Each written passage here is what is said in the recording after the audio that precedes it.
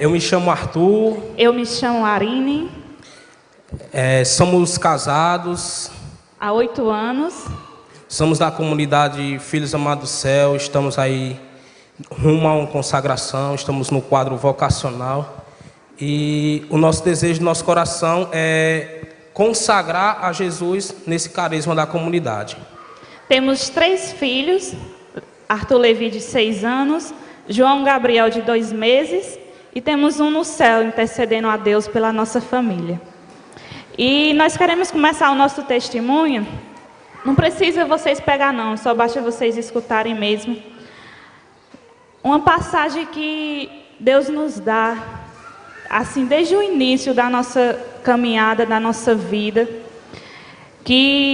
onde foi o motivo das nossas discussões, onde foi os motivos das nossas desavenças.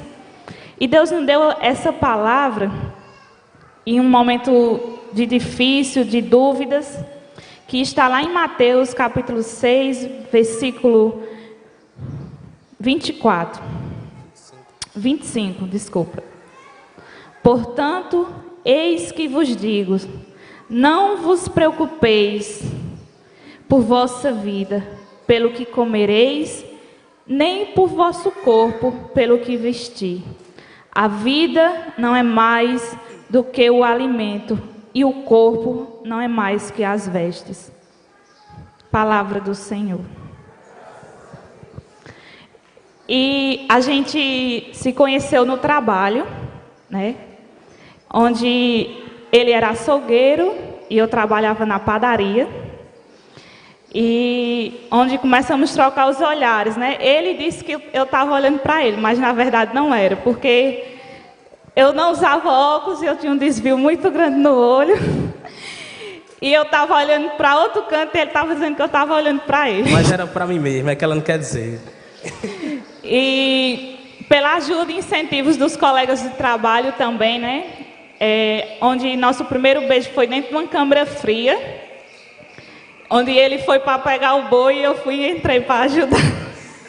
Era proibido, né? Não podia. Não podia na empresa. Nem casar, né? Assim, casal dentro da empresa. Eles não aceitavam.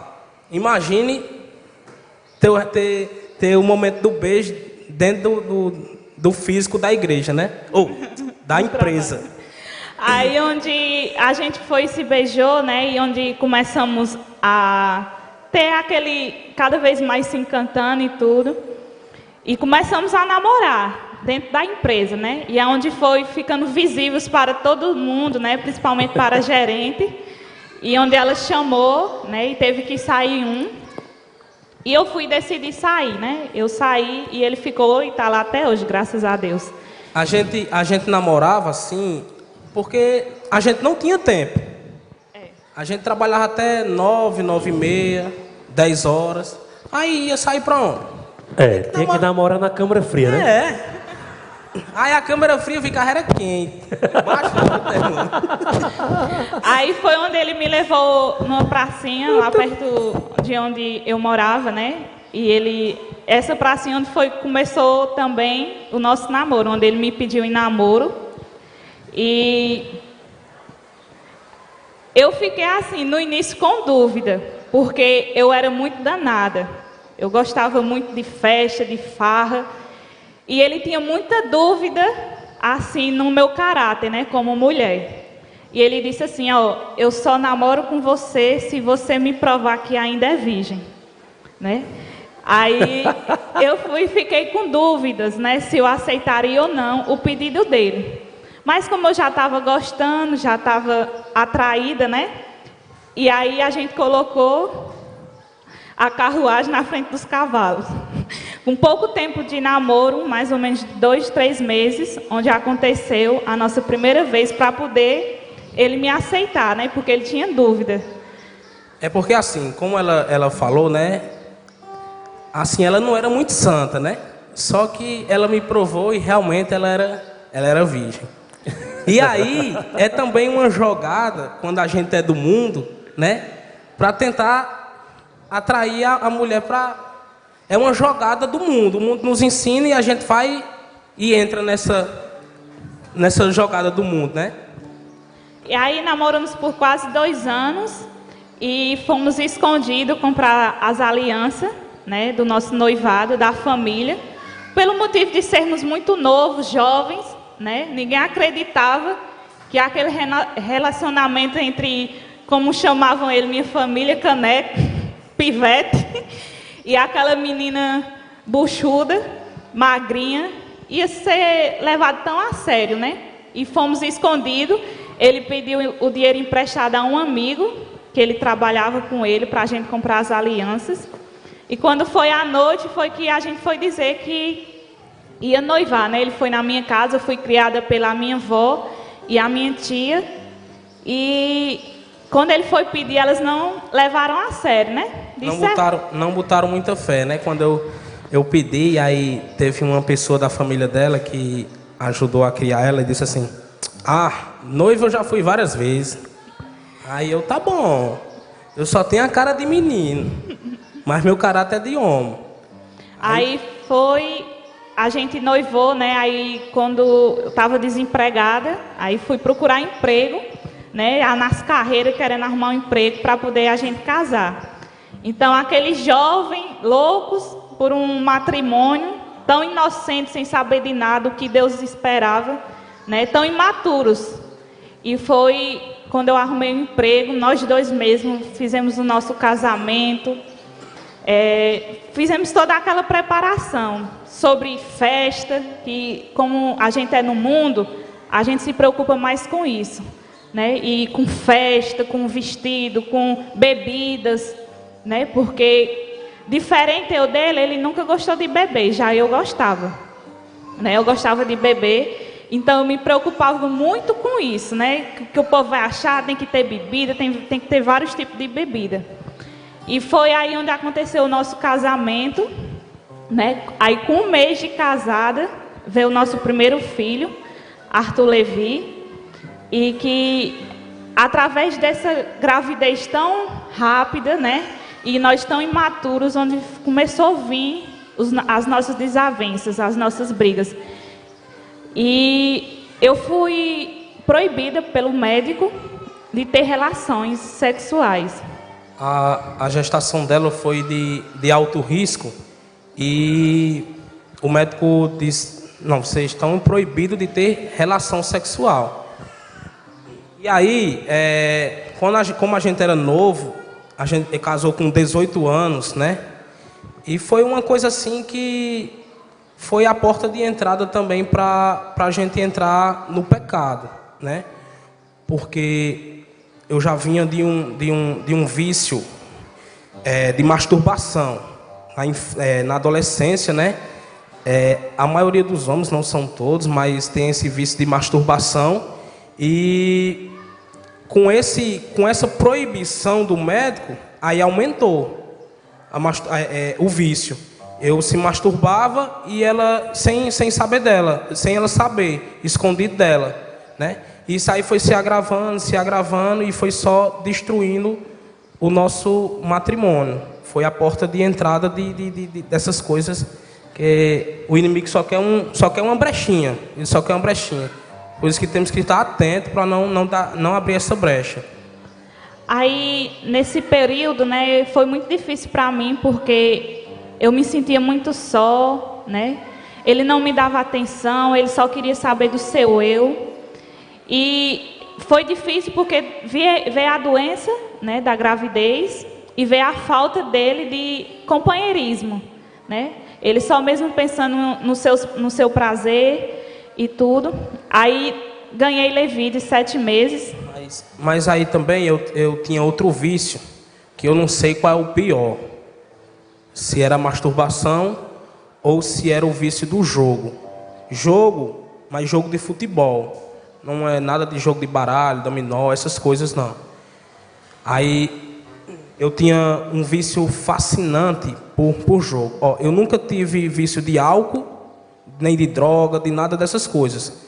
Então você, homem, que pensa que você não bebe, não fuma, você é o melhor esposo para sua esposa, talvez você esteja enganado. Porque eu me enganava com isso e enganava as pessoas também da família dela, porque ela ia procurar a sua família e o pessoal da família dizia assim: você tem que levantar a mão para o céu e agradecer a Deus que seu marido nem bebe, nem fuma e nem joga. É só de casa para o trabalho. Só que eu tinha esse vício de jogo e eu era fascinado pelo Icasa. Louco, apaixonado. Eu gostava mais do Icasa do que de Deus. Ave Maria. É sério mesmo. E da esposa. A esposa é nem contar. Se Deus já estava em segundo lugar, imagina a esposa, né? E quando no início do nosso casamento, ela queria que eu deixasse. Eu digo: ó, é o seguinte: se eu tiver 10 reais e tiver faltando o leite do menino, os 10 reais vai pro leite do menino. Agora, se tiver o leite do menino e eu tiver 10 reais, é pro ingresso do jogo. Era isso, a conversa. E todo o jogo do Icasa eu estava no Rumeirão. Todo jogo. E eu folgava nas quinta-feira, e toda quinta-feira eu ia pro treino do Icasa, assistir um treino. Eu fico imaginando hoje, meu Deus, eu deixava minha esposa para assistir um treino, passava a tarde todinha. Às vezes o treino, os homens sabem, não era nem aquele coletivo que bota o titular e o reserva para jogar, para saber quem vai jogar no final de semana. Era só físico, só pulando uns cones, pulando aqueles bichinhos que bota no chão, que eu não sei nem como é o nome. Só para isso, só para assistir o treino. E aí, quando dava 5 horas, 5 e meia, eu ia buscar meu menino na escola. E quando eu pegava um menino para ir para casa, sabe o que era que eu ia fazer?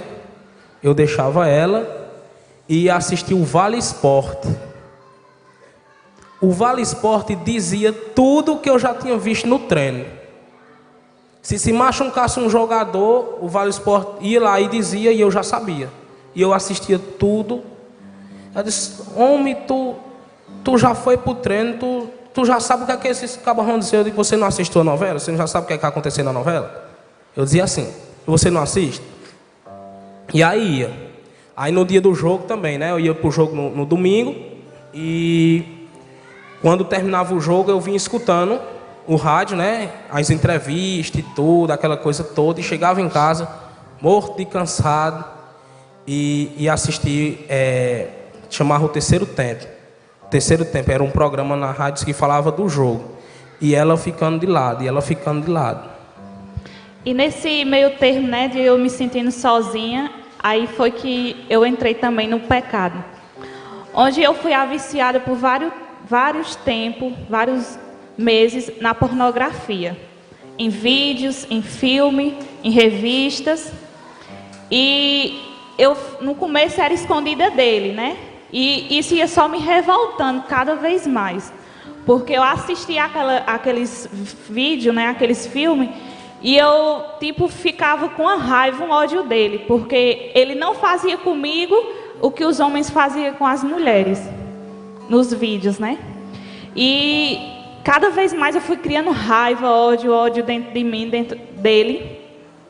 E por várias vezes eu fui tão egoísta que eu fui tentando colocar o nosso filho no meio das nossas brigas, e onde ele presenciou várias vezes. E ele foi o motivo de muitas vezes eu não sair dentro de casa, porque quando eu arrumava minhas coisas para ir embora, e eu chamava: vamos, Levi, mais mamãe? E ele dizia assim: não, vou ficar mais meu pai. E eu dizia: não, mas teu pai não vai te dar atenção, não vai brincar contigo, porque ele não tinha tempo para o filho também. Vamos mais mamãe? Ele disse: não, eu vou ficar mais meu pai. Aí eu disse assim: não, eu não vou fazer com meu filho o que um dia minha mãe fez comigo, que ela não olhou para trás para deixar os seus filhos. Eu não posso querer que meu filho passe pela mesma situação que eu passei. E eu ia e ficava. E cada vez mais ia piorando. Até que um dia ele presenciou eu tentando suicídio, né? E na hora ele chegou, né? Tentou me ajudar e tudo. E Levi começou a chorar. E eu dizia para ele: eu não quero mais essa vida, eu não quero mais você. e tudo, e ele sempre dizendo, né, não, vamos, eu vou mudar, vamos tentar. E esse mudar nunca chegava, esse tentar só cada vez mais ia ficando longe, longe, e nosso filho sofrendo. Ele não tinha brilho, né? Ele ficava triste às vezes. E eu dava graças a Deus quando ele saía para ir trabalhar e o menino ia para a escola, porque eu ia voltar para o meu vício da pornografia, né? E até um dia eu comecei a fazer uma autoescola, né? Onde essa autoescola eu fui influenciada que esse meu marido não me merecia. Eu era uma mulher jovem, uma mulher que eu me importava muito com o corpo. Eu era muito mesmo que gostava de me exibir, roupas extremamente curtas, vestidos. E isso também, ele brigava muito, que toda vez quando a gente ia sair, que ele me via com a roupa curta, ele não queria ir. Só que realmente eu ia mesmo para estar me amostrando para as pessoas, né? E eu fui tentando ser influenciada, que eu não merecia esse homem. E até então, eu cheguei para ele, na mesma praça onde a gente começou o namoro. Eu já vinha voltando da autoescola, e eu fui pedir para conversar com ele. E a gente foi para a mesma praça onde nós começamos o namoro. E aí, nessa praça, né, ela disse... Quando a gente ia passando, ela disse assim... A gente precisa conversar. Aí, homem não gosta de... Como é que chama? Discutir o relacionamento. DR, né? DR. Discutir o relacionamento. Homem não gosta, né? Mas o homem convertido, ele já é aberto a discutir o relacionamento. Ele já é aberto, já. Mas o homem do mundo, ele não gosta. E eu disse, tu quer conversar o quê, homem? Aí ela, não, nós precisamos conversar, vamos conversar. E tu quer conversar onde? Vamos conversar aqui na praça? Eu digo, bora. Aí parei a moto, botei o pé na praça, eu digo, pronto. Começou aqui, vai terminar aqui. E antes disso, antes dessa conversa, é que nem ela falou aí, eu prometi a mudança. Eu disse, não, eu vou mudar. E eu passava 2 dias bons, quando era a partir do 3º, eu já voltava a mesma merda de novo. Desculpa a palavra, mas eu voltava o que eu era antes, né? E por várias vezes eu prometi mudança, e nessa conversa... Ela, no decorrer da conversa, ela pediu um tempo. Aí eu disse, não, tempo eu não dou não. Ou ata ou desata. Ou nós separa ou nós vive juntos. Nós não somos mais casal de namorado. Essa foi a minha conversa para ela. E aí no diálogo, conversando e tudo, aí eu fui e disse assim, vamos fazer o seguinte, vamos procurar ajuda. Aí a conversa já foi diferente. Eu não disse mais que eu ia mudar. Eu reconheci que eu, juntamente com ela, estávamos precisando de ajuda, né? E aí a gente foi buscar essa ajuda. A gente ia mudando, né, de religião, ia indo para outros caminhos. E eu tinha dúvida, né? Deus colocava uma dúvida no meu coração se aquele lugar era certo. E foi aí onde eu conheci uma missionária da comunidade. E eu fui conversar com ela, perguntar por telefone mesmo se ela conhecia aquela religião, que não é cristã, né? E ela disse assim, não, eu nunca ouvi falar não. Aí eu fui conversar, dizer que eu estava passando por uma dificuldade no casamento. E ela foi e disse, não, vem para a missa no Rumeirão que vai avisar o dia do encontro de casais. Aí tu também mandou uma mensagem para Nicolau. Aí foi, né? Ela foi e me deu o contato de Nicolau, né? A gente não era da comunidade. Aí ela foi e disse assim, conversa com ele. Aí eu fui e mandei só uma mensagem, né? Nicolau, eu estou passando por uma dificuldade. Eu estou em um outro local. Eu queria saber se você conhece, você sabe dizer se é da vontade de Deus e tudo. Aí ele só disse assim, mandou um áudio. Filha, eu não sei se isso aí é de Deus não, vem para a faca, que a faca eu sei que é. Aí ele deu uma risadinha no final, né? Aí quando ele chegou, aí eu fui e disse assim, vamos para a missa no Rumeirão, conhecer lá? Aí ele disse, pois vamos. Aí a gente foi, na primeira terça-feira que a gente foi para a missa, já avisaram do encontro de casais. Que no início era um dia, ele disse, e tu, tá tendo mudança? Aí eu digo, não, mas eu estou tentando.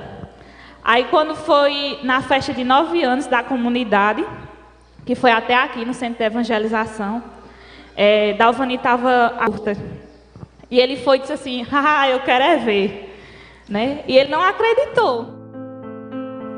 A cada 10 dependentes químicos, 1 está em tratamento. Ajude-nos a manter a nossa casa para dependentes químicos. A Casa da Misericórdia. Fale conosco. 3521 4151. 3521 4151.